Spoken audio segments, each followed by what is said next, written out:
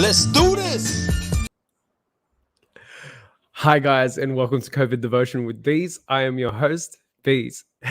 And the reason why I've got this grin on is because hopefully everything's gone right and nothing's gone wrong in regards to the setup today.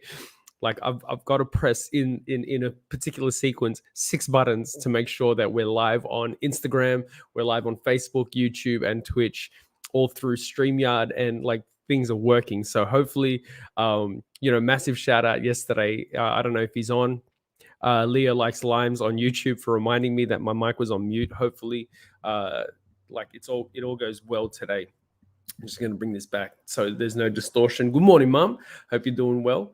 On Instagram Live. Okay, today I'm going to go straight into the topic because it's a continuation of what we were discussing yesterday. And for the people on Facebook, there's always like using StreamYard. Sometimes there's an issue with comments coming up and sometimes it's not. So the people on Facebook, good morning to you guys as well. And Twitch and YouTube, good morning. Okay, so it was a continuation of yesterday's discussion. And I'm just going to put this plug out there. Don't fake it, don't force it. Okay, that's kind of what the foundation I'm laying today. Don't fake it, don't force it. I'm talking about yesterday when it came to Saul Paul, and his Damascus experience, or his conversion experience on the road to Damascus, and where Jesus had to have an interaction with him, and he was like, Saul, Saul, why are you persecuting me? And then Paul's like, well, who are you, Lord? And then, Jesus says, I am Jesus, the one you're persecuting. It's hard for you to kick against the goads. And then Saul Paul turns and says to him, well, Lord, what do you want me to do? And for me, what's important about this, and what I think is very important about this passage, is what takes place afterwards because of that conversation. Now I'm going to read, but first I'll give our title of today's devotion, and basically it's "Don't worry, I've got this." Signed, God. Don't worry, I've got this. Signed, God. And method to the madness is because we're going to continue reading, and the passage I'm reading today is Acts chapter 9. Still the same chapter as yesterday, but we're going to continue and read verse 10 to 15. And this is right after Jesus has said to Saul, I'm Jesus who you're persecuting. And then Paul asks the question, what must you do? So I'm just going to read a bit before. Then in verse 6, it says, now get up and go into the city, and you will be told what you must do. Then, so they led him by the hand into Damascus. For 3 days, by the way, Paul was blind and did not eat or drink anything. Then we cut to, like, scene change, the transition, fade out, fade in, to in Damascus, where Paul is meant to be, or on his way to. There was a disciple, and I'm reading from verse 10, and it says, there was a disciple named Ananias. Now, the Lord called to him in a vision, Ananias. Yes, Lord, he answered. The Lord told him, go to the house of Judas on Straight Street and ask for a man from Tarsus named Saul, for he is praying. In a vision, he has seen a man called Ananias, and come and place his hands on him to restore his sight. Then in verse 13, it says, Lord, Ananias answered, I have heard many reports about this man and all the harm he has done to your holy people in Jerusalem. And he has come here with authority from the chief priests to arrest all who call on your name. But the Lord said to Ananias, go, this man is my chosen instrument to proclaim my name to the Gentiles and their kings and to the people of Israel. Okay, so that was pretty awesome. But there's a lot going on in this story, and I'll give a bit more context, right? So everything Ananias said was true. Word spread from Jerusalem to the outer regions, like Damascus, that Saul Paul was going to persecute Christians, that he was headhunting Christians. He was imprisoning them, women and men, both. He was taking them, and because he wanted to squash particularly the people of the way, this new movement. And word got around, and Ananias now has been told by God to go and help Saul Paul, or Saul of Tarsus. And the response, I find it interesting because God says to him, Jesus says to him, Ananias, and then Ananias responds, "Yes, Lord." Yes, Lord. Yes, Lord. He answered. So he's willing to hear the voice of God. He's willing to understand the voice of God. Yet when he's given the instruction, there's doubt, and not just doubt. There's this thing of hesitation. This is what I want to talk to. The comparison between the first part of that chapter and now this second part of the chapter. And the reason why I want to highlight this is to celebrate God and God's plan and the way that He will execute His plan. How He will put His plan into motion, and if and when He calls upon us to be part of that plan. The reason why I said in the beginning, don't fake it and don't force it, is because the challenge that I've faced is, in my experience, I've had people minister to me or attempt to minister or try and speak, try and minister to me in the sense of providing me like information, so like to be saved, or because they thought that I was lost, or they did it in a way that I thought to myself, I don't think you spoke to God. And I don't think God actually spoke to you and instructed you to do this, but I think you found it in your own authority to do this. So, and that, because the reason why is because, in my personal opinion and in my experience, that interaction left a very bad taste in my mouth. That interaction really led me on this thing where it's like, well, I don't like this community. I don't like this group. I don't like what you stand for. I don't like this experience. And you know what? If this is of God, and if you're saying that you're a representative of God, I'm out. And this was me still on my journey, and kind of really early in my journey. And there was some interactions where I thought to myself, well, it's because of you I don't want to be in this community. It's because of you that I don't find, and I'm not drawn to God. So for me, in this passage, it shows me God reminding me to say, Beez, don't fake it and don't force it. Because ultimately, as the title says, don't worry, because I've got this. Signed, God. Because what I appreciate about God in this story, specifically in this story, is that He knew what the Christians or the people of the way were experiencing from Paul, right? They knew, well, I'm going to call him Saul Paul, Paul of Tarsus, Saul of Tarsus, Saul Paul, right?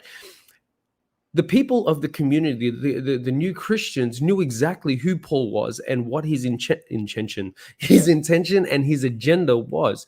It was to lock, like, if I heard Paul was coming in my direction and I was a Christian, I'd either go in hiding or know that if I was to practice my faith, I would be locked up. That was an inevitability. That was it. That was my ultimatum: either hide and run, or get locked up. And so all of a sudden, God is no, not all of a sudden. God knows the circumstance, and I like the idea that God stepped in, God intervened, God said, in this season, I don't think anyone here is going to is going to celebrate me in the most appropriate way that would draw Saul to be to understand truth or to understand me. So what I'm going to do is I'm going to step in there myself. I'm going to step onto this platform and I'm going to talk to Saul Paul myself. I'm not going to rely on, or I'm not going to ask, I'm not going to invite humanity. I'm not going to invite man to be part of this conversation, because I know that in this season and in this circumstance, humanity wouldn't be able to handle it, or the Christians wouldn't be able to handle this interaction and do it in a way that would draw Paul closer to me. So I'm going to step onto the scene and do it myself. That age-old saying, if you want something done right, you do it yourself. And that gives me hope, and that gives me peace in knowing that the pressure is not on me. The pressure and the pressure and the goal and the vision to grow God's kingdom is always on God. And what we need to do is just sit back and be and continue to see it as an honor and a privilege when God calls us in that moment. And we just continue to live our lives as celebrations of salvation found in Jesus Christ. We don't have to worry we don't have to put pressure on ourselves. We don't have to worry that if God hasn't got it, then we have to step onto the scene. Because me personally, in my experience, I've seen how that has happened. I've seen how that has happened. People have forced themselves into a situation or have faked their experience and have left it. And I know, and and I've seen it, that there's this lack of genuine, there's this, I would say, the lack of the spirit in that interaction. And I walk away from that thinking, no, I don't want to be drawn to this. I'm not closer to God because of this. I'm not closer to repentance because of this. I'm actually deterred from this because it's left such a bad taste in my mouth. Why? Because that person, in my opinion, was forcing it, was faking it, was forcing it, and I would say was so worried for my salvation that they tried to be God instead of listening to God. What I love about this passage is that God worked in Ananias's heart. He didn't say, Ananias, you're going to go and meet what's his name? Meet Saul Paul in Damascus. That's where it's going to be. No. I'll do the job in Damascus. What you're going to do is be part of the reconciliation process. So know your place, Ananias. And even in that, Ananias still was doubtful because he was scared, because he was in fear. But what I loved about that is that he was still willing because he was transparent to God. To God. He was transparent with God and said, hey, I trust you. Here I am, Lord. Yes, Lord. But in verse, let's have a look at it. 13, he's real with God. He's acknowledging and humbling himself and acknowledging his limitations and saying, I have heard many reports about this man and the harm that he has done to your holy people in Jerusalem. And he has come here with authority and the chief priest. All of this is right. Like, all of this is truth. All of this is real. So Ananias has all reason to be worried and to not to doubt, but to present his worry and his concerns to God. And then God reminds him of who he is. And he's saying, go, this man is my chosen instrument. And I love that. It's like reminding me, by God reminding Ananias of who Paul is and the power that God has, the power that God has in Paul's life, and re-instructing Ananias on what part he needs to play in this, gives me hope that the pressure is not on me. The worry is not on me, that God is always in control, especially if it is impacting someone else, not just me. That God can use me and will use me if and when he sees fit. And if he doesn't call me and if he doesn't use me, I still need to trust that he'll probably intervene directly or use someone else. So for me, I don't have to worry. And I'm actually really happy about that, because then when he does invite me, I build trust and faith in him that, like, I'm honored enough that he's called me to go and celebrate who he is with someone else or for someone else. And then part of that is that he's already taken care of it. He's already gone before it in his wisdom, his knowledge, his power. He's already gone before and knows what the situation is. And I'd like to remind us of another passage that I really like. And I'm going to paraphrase it because I didn't actually look this one up, because it might take a bit too much. No, it's here. 1 Corinthians 10:13. And this is what it says. And this is what God reminds me when I see the interaction between God and Ananias. And it's found in 1 Corinthians chapter 10, verse 13. And it says this. No test or temptation, because those words, test and temptation in the Greek in this particular verse, can be interchangeable. It says, no test, I'm going to say test, no test has overtaken you except what is common to mankind. So God is saying, hey, what I'm getting you to do, the challenge that I'm putting before you, it's nothing new. It's nothing new under the sun. Mankind has experienced this before, whether it's ministering for me, whether it's holding something from you, whether it's going through a journey where you're getting refined. It's nothing new, right? And then it says here in verse 13, continuing on, and God is faithful. God knows in his wisdom, his power, his authority. God knows all of this. God has gone before us. And he says, God is faithful. He will not let you be tested beyond what you can bear. But when you are tested, he'll also provide a way out so that you can have triumph over it. That's what I love, is that God's taking care of it. God's got the plan. And God is saying, don't worry when I ask you to be an instrument of part of this plan. Why? Because I've got the solution. If you continue, I am faithful, so remain faithful to me. That's what God is saying. He's like, when you see this as a test, right? Know that I've already gone before you and I've already sorted it out. So remain faithful to me because I am faithful to you. I am promising that you're going to be okay. It says, no test which is common to man. God is faithful. He will not test us beyond what we can bear. He knows what the circumstance was that Paul was in.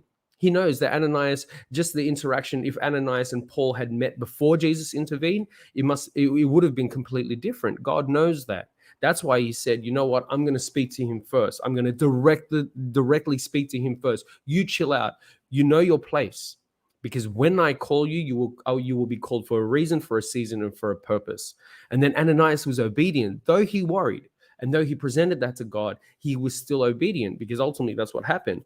And so he was reminded in that sense when God said, go, because I know who Paul is and I know what Paul is going to do for my people. So you need to trust in that. So go. And for me, that reassured Ananias. That for me, I read that and I see a God of reassurance and a God that's saying, I'm not going to test you beyond what you can bear. And when I do test you, I've already provided the solution. I've already provided the way out. And I've already provided a way for you to have triumph and celebrate me. So I don't need you to worry. I don't need you to fake it. And I don't need you to force it. I just need you to celebrate it when I call you, right? But if I don't call you, just continue to celebrate me anyway.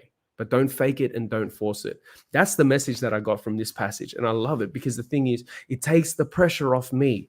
Though, yes, I know that we are living, for me, I'm convicted that we are living in the end times. Though, yes, I know that I believe that Jesus is coming again and Jesus is coming soon.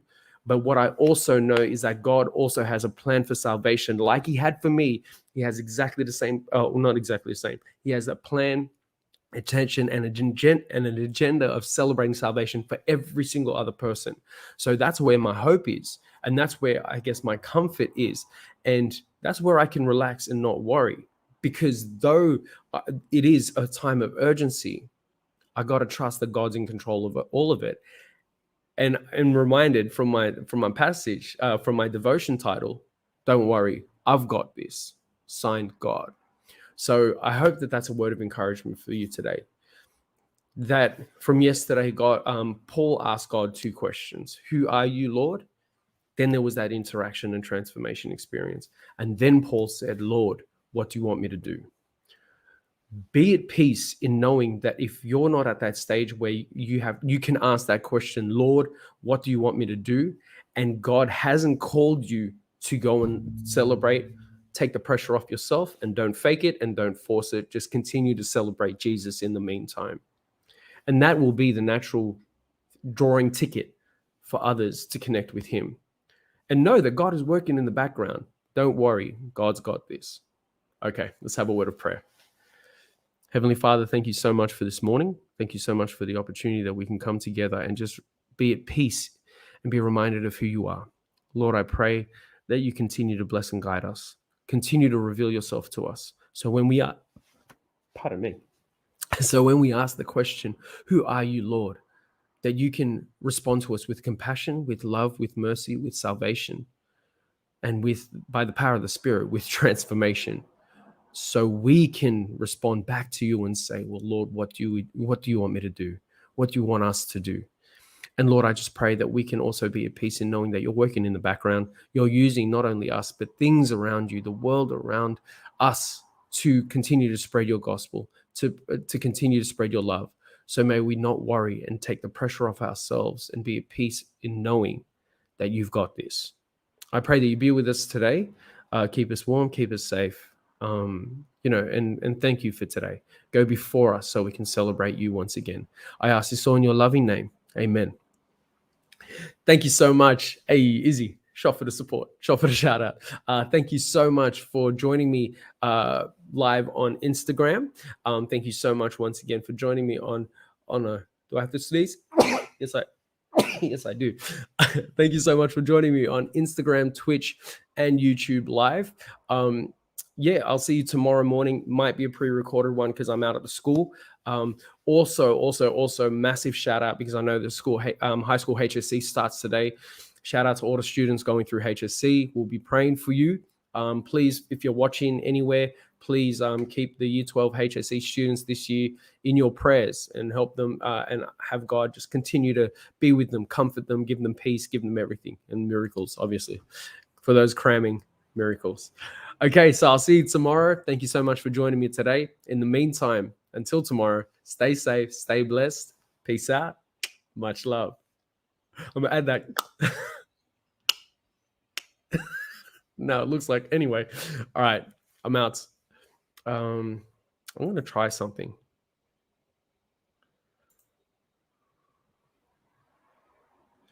Can I end the broadcast on a particular stream? No. Okay. All right. I'm going to end the broadcast. Lemon likes limes. Leo likes limes. Hope you were on. Anyway, enjoy the rest of the day, guys. I'm just going to be fiddling around. But yeah. All right. Peace.